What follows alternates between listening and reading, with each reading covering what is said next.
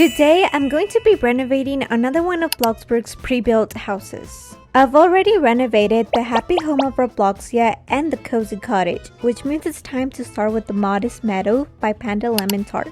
This pre-built house is about $30,000, and honestly, I think this house is already really nice as it is. We already have a pretty spacious living room, dining room, kitchen, bathroom, kids' bedroom, and master's bedroom. Just like last time, I'm not really allowed to change the layout of this house, so whatever we see here is what we're going to be working with. This house already has pretty much everything that we need, and I honestly wouldn't even say it needs a renovation. However, I do want to see what this house might look like in my style. So the first thing that I'm gonna do is completely change this color palette. Nothing against that yellowy color, I just really don't like it.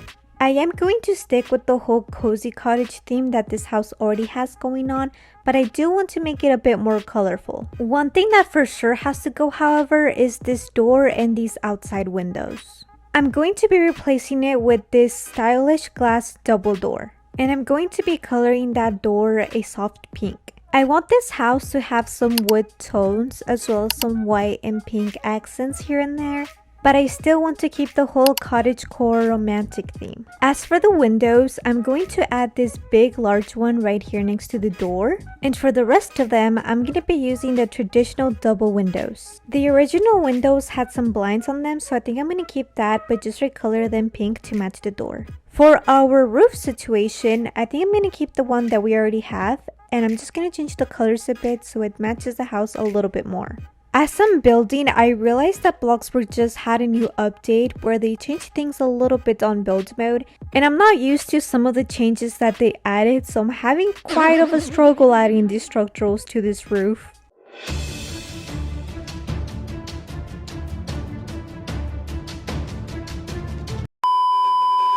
At least something that hasn't changed is my incapability of adding structurals that are actually not crooked. I mean, look at these. This is why we go to math class, guys. The outside of our house is looking really nice, but I definitely need to work on this garden. I'm gonna add some more bushes because right now we're looking kind of dead, but that is something we can easily fix by adding a bunch of more plants.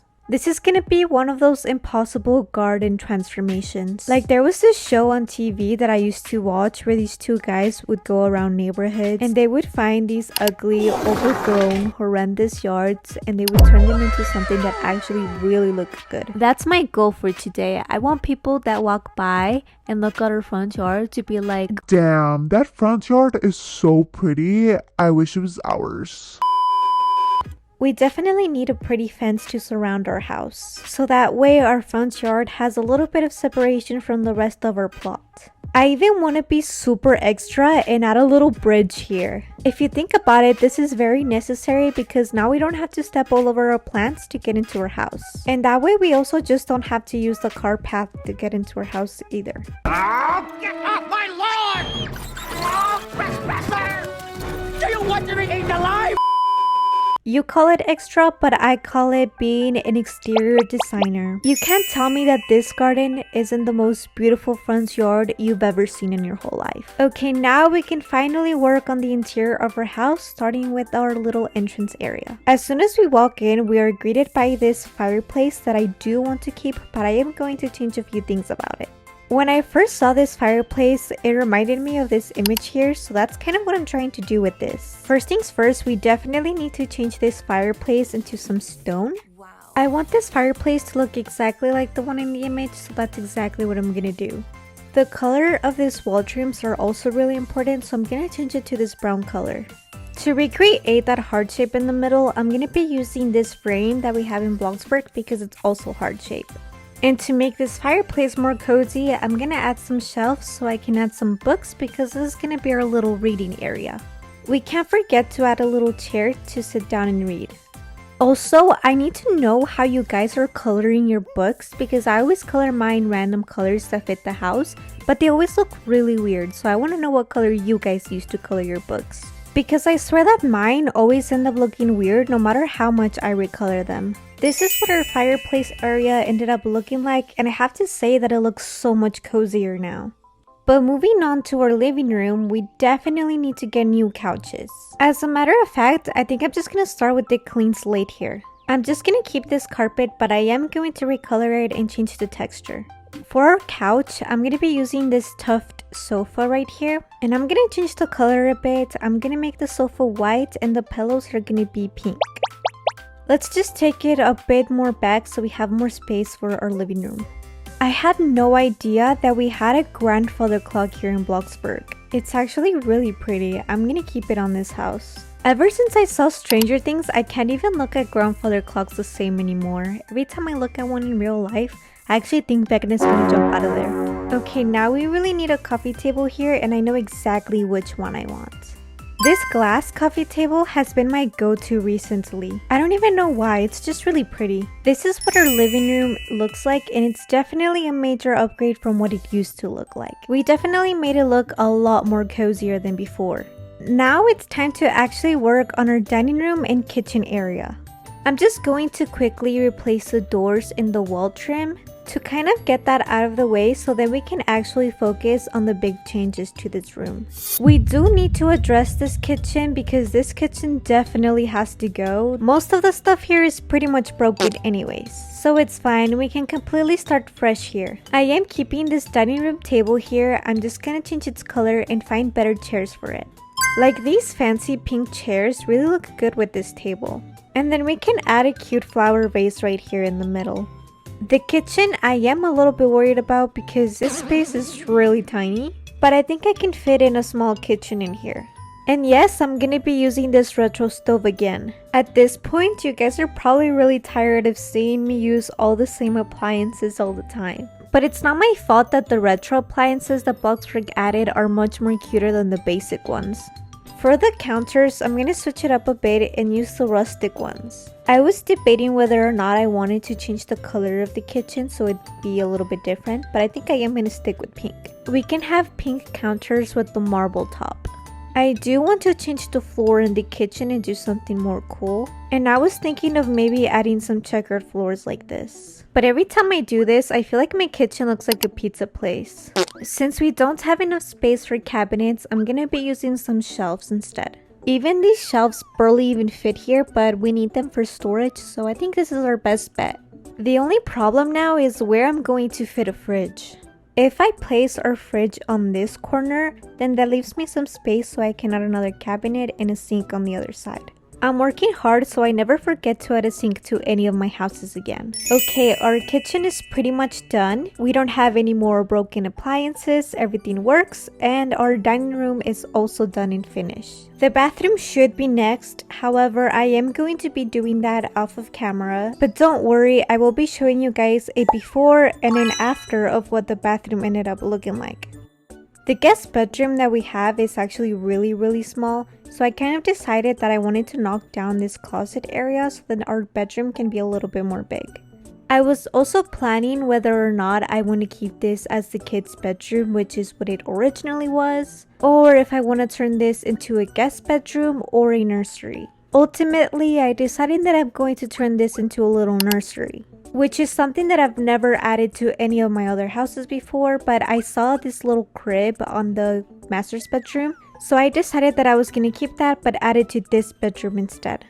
I am going to try to make this nursery as gender neutral as possible. For most of the baby rooms that I saw, it's either blue or pink depending on the gender of the baby, so I think that what I'm going to do is just implement both colors on this room. To replace that closet that I deleted, I added this little wardrobe here in the corner, which I think should be fine because I don't think that baby clothes take up that much space. And I'm also going to add some shelves so we can add all our baby supplies here, like our diapers, our baby powder, all the cleaning supplies that we'll possibly need. I don't really know how people usually decorate their babies' rooms, but I believe that they probably have a lot of things that the baby can look at and learn from. I want to say that this is looking really good, but one thing we definitely need is a lot of more toys. We can add a bunch of stuffed animals just laying around the floor somewhere. And we also have to have a lot of more interactive toys like Legos or building blocks. I don't know how old this baby's going to be, but we can definitely have a little toy kitchen here.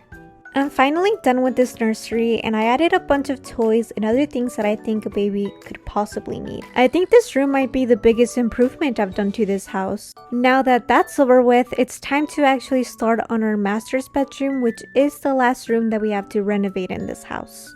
I'm not gonna go with the too crazy renovation on this room as I did with the previous one, but I am going to change some stuff.